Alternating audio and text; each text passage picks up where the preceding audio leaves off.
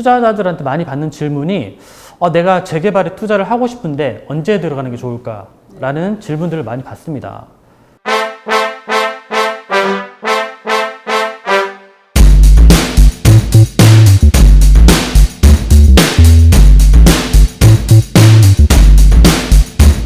투자자들한테 많이 받는 질문이 내가 재개발에 투자를 하고 싶은데 언제 들어가는 게 좋을까? 라는 질문들을 많이 받습니다. 정답은 없어요. 정답은 저도 모르겠어요. 일단 빨리 들어가면 빨리 들어갈수록 유리한 점은 있습니다. 뭘까요?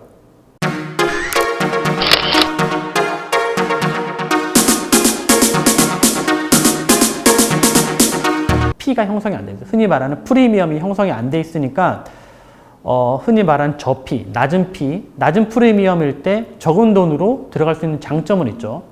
하지만 그만큼 리스크는 있어요.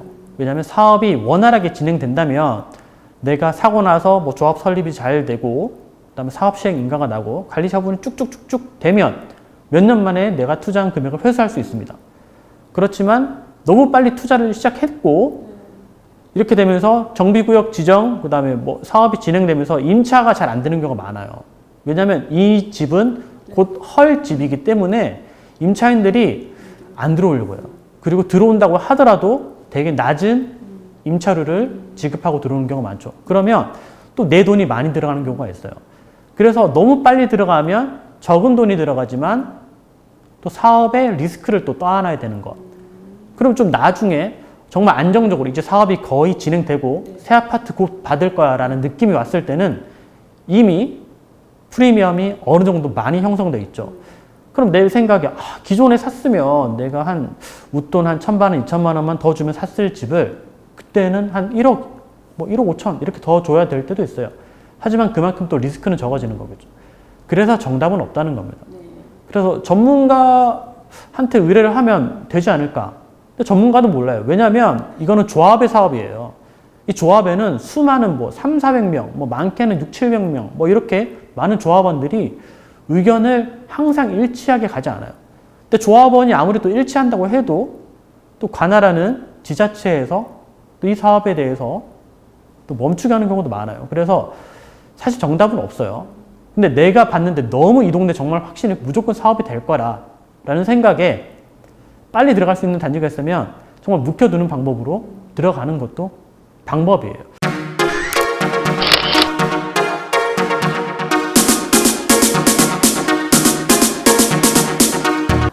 도로를 통해서도 충분히 입주권을 받을 수 있다는 점은 이제 아시겠죠? 네. 근데 다만 이제 도로를 투자를 할 때도 주의하실 게 있어요. 도로에 대한 투자에도 장단점이 있는데요. 도로는 사실은 우리가 일반적으로 부동산을 매수하고자 할 때 사실은 쉽게 접근하지 않습니다. 그래서 사실은 효용 가치도 크게 없기 때문인데요.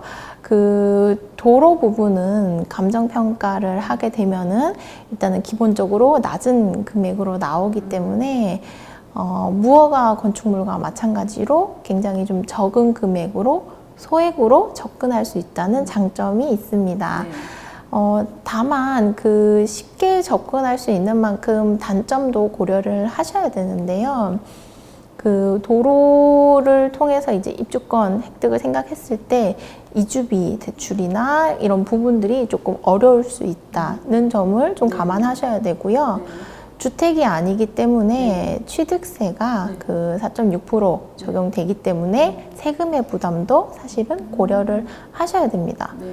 그리고 더욱이 이제 조금 더 생각을 하셔야 될 부분은 만약에 이 재개발 내지는 이런 사업들이 무산이 되어서 이게 이제 더 이상 사업에 진척이 없을 경우에는 사실은 도로를 가지고 어떠한 우리가 뭐 효용 가치가 있어서 이거를 뭐 활용을 할 수 있거나 그런 게 전혀 없습니다. 그래서 사실은 사업에 큰 물줄기에 있어서 사업이 흐트러졌을 때, 사업이 무너졌을 때는 사실은 내 돈이 오히려 뭐 접근할 때는 소액이었지만 사실상 그 지역에 묶여버리는 상황이 발생할 수 있기 때문에 그러한 점은 주의하셔야 될 것 같습니다. 네, 변호사님. 재개발 지역 내에서 토지는 소유하지 않고 무허가 건물만 소유한 경우는 어떻게 되나요? 네, 그것도 마찬가지입니다. 아까 말씀드렸듯이 우리가 조합원이 되고자 할 때는 토지를 소유하거나 건축물을 소유하거나 그 위에 설정된 지상권 등의 이제 권리자들이 조합원이 될 수 있는데요. 무허가 건축물이라는 것 자체는 어쨌든 그 건축물 대장이 지금 없는 상태의 이제 건축물이라서 혹시나 이것에 대해서 입주권이 나오지 않으면 큰일이기 때문에 그런 걸 염려하시는데요. 전혀 그런 거는 염려하지 않으셔도 됩니다. 그런데 이제 사실 그 부산 조례를 따져봤을 때는요, 우리가 무허가 건축물이라 하더라도 또 두 가지로 나누어서 생각을 하셔야 돼요. 이제 기존 무허가 건축물이 있고요. 신발생 무허가 건축물이 있습니다. 이 용어에서도 느낌이 오시겠지만 기존 무허가 건축물이라는 것은 훨씬 오래된 것이고 신발생이라는 것은 그래도 조금 최근의 것이라는 느낌이 오시지요. 이 기준이 몇 년, 몇 월, 며칠일까요? 어렵죠? 이 기준에 따라서 기존 무허가 건축물의 경우에는 당연히 우리가 입주권이 나오지만 신발생 무허가 건축물의 경우에는 안 될 수 있습니다. 우리가 지금 있는 요 부산을 기준으로 말씀을 드리면 1989년 3월 29일 이전에 무허가 건축물의 경우에는 입주권이 나오지만 그 이후에는 그렇지 않다고 할 수 있습니다. 그래서 무허가 건축물이라 하더라도 또 이러한 일정 요건, 그러니까 아까 말씀드린 대로 그 이 지역을 이제 이 지역에 있는 부분들을 이제 규정하는 조례를 통해서 확인을 해보면 충분히 입주권을 획득할 수 있겠지요. 네, 그런데 다만 무허가 건축물을 하실 때 조금 염두에 두셔야 될 것이 있습니다.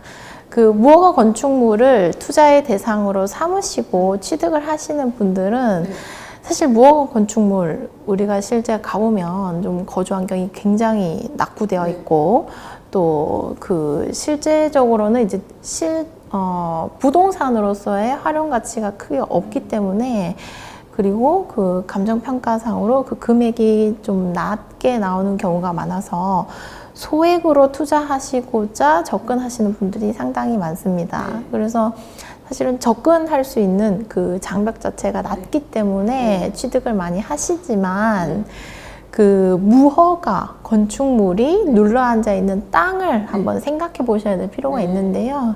예를 들면 요 무허가 건축물이 뭐 국유지라든지 시유지라든지 이 땅을 밟고 있는 경우에는 우리가 그 땅의 주인에게 그 사용료, 대부료를 지급해야 되는 때가 있습니다. 그러면 이 대부료라든지 사용료는 이 건축물 소유자가 납부를 해야 되기 때문에 나는 그 무허가 건축물만 보고 이 건축물에 투자를 하기 위해서 뛰어들었으나 실질적으로는 사용료나 대부료가 너무 크게 나와서 큰 부담으로 작용하시는 경우도 있기 때문에 요 이제 무허가 건축물을 통해서 투자를 하실 때는 공인중개사를 통하시거나 아니면 전 소유자에게 사용료 납부에 대해서 반드시 체크를 하고 가셔야 될 것 같습니다. 네.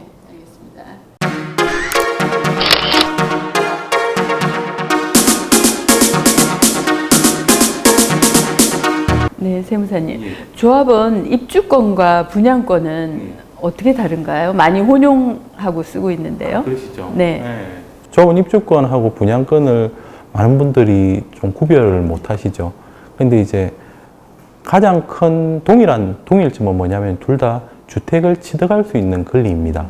근데 차이점은 또 5가지 정도가 있는데 큰 차이점들이 있습니다. 첫째로는 중과 적용 여부입니다. 조정 대상 구역의 중과 적용 여부인데 조합원 입주권을 양도할 시에는 조정 대상 구역일지라도 중과 대상이 아닙니다. 하지만 분양권의 경우에는 50%의 중과 세율이 적용됩니다. 그리고 두 번째는 주택수 포함 여부인데 조합원 입주권은 다른 주택 양도 시 주택수에 포함됩니다. 그러나 분양권의 경우에는 주택수에 포함되지 않습니다. 예. 그리고 셋째로는 양도소득세율의 차이가 있는데 조합원 입주권의 경우 주택과 동일하게 1년 미만 40%, 1년 이상 기본세율이 적용됩니다. 그러나 분양권의 경우에는 1년 미만 50%, 2년 미만 40%, 그리고 2년 이상 돼서야 기본적으로 기본세율이 적용됩니다. 예. 그리고 넷째로는 장기 보유 특별공제 여부입니다. 조합원 입주권의 경우에 제가 제일 처음에 말씀드린 원조합원 입주권의 경우 구주택 취득일로부터 관리처분 계획 인가일까지는 장기 보유 특별공제를 받으실 수 있습니다. 그러나 분양권의 경우에는 장기 보유 특별공제라는 개념 자체가 없습니다. 마지막으로 취득세 가세 여부인데요. 조합원 입주권의 경우 취득 시 토지 또는 건물로서 취득세가 가세됩니다. 서두에 말씀드렸듯이 주택분 같은 경우에 1.1에서 3.5%, 토지분은 4.6%의 취득세가 가세됩니다. 그러나 분양권의 경우에는 토지 또는 건물이 아니기 때문에 달리 취득 시 취득세가 발생되지 않습니다.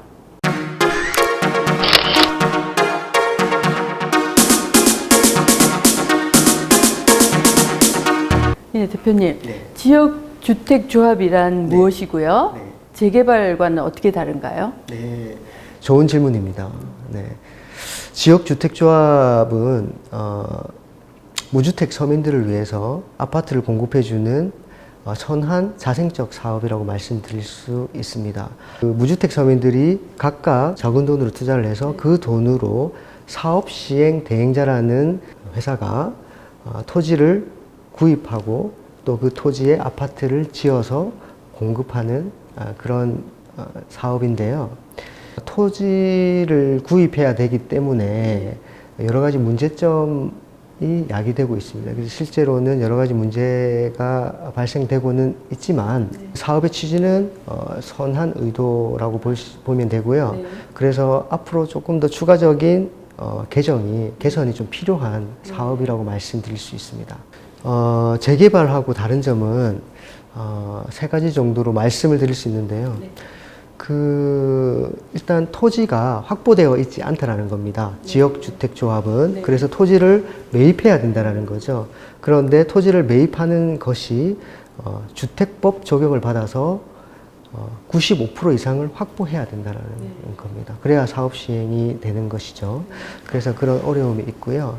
그리고 또 사업 시행의 주체가 사업 시행 대행자라는 것, 그것이 조금 다른 점이라고 할 수 있겠습니다. 그래서 그 재개발하고 비교를 했을 때 그 신뢰도는 지역주택조합이 조금 낮다라고 말씀을 드릴 수가 있겠습니다. 그리고 시간적인 부분은 사업의 결과물이 도래할 시간적인 부분도 좀 더 길어질 수 있겠다라고 말씀드릴 수 있겠습니다. 여러분 오늘 어떠셨나요? 여기서 오늘은 마무리하겠습니다. 작은 도움이라도 되셨다면 구독하기 그리고 좋아요 꼭 눌러주시기 바랍니다. 감사합니다.